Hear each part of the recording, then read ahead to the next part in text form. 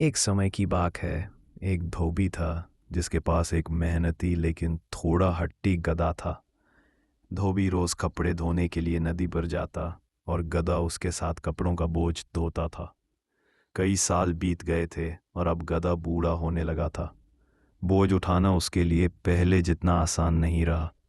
एक दिन धोबी ने सोचा, गधा अब काम का नहीं रहा, क्यों ना इसे जंगल में ले जाकर छोड़ दूं। उसने योजना बनाई और अगले ही दिन गधे को कपड़ों से भरी गठरी के साथ जंगल की ओर ले चला। रास्ते में गधे को कुछ शक तो हुआ, मगर वह चुपचाप चलने लगा।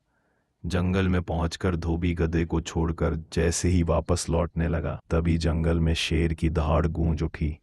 धोबी डर से कांपने लगा। पास ही शेर दिखता देखकर वह हड़बड़ा गया और दौड़ते दौड़ते ठोकर खाकर गिर पड़ा। यह देखकर गधा जोर से रेंकने लगा।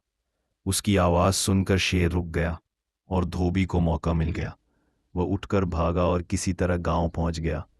घर पहुंचते ही उसे एहसास हुआ कि गधे की आवाज ने ही उसकी जान बचाई। वह तुरंत वापस गया और गधे को साथ ले आया। उस दिन के बाद उसने गधे से कभी बेवफाई करने का विचार भी नहीं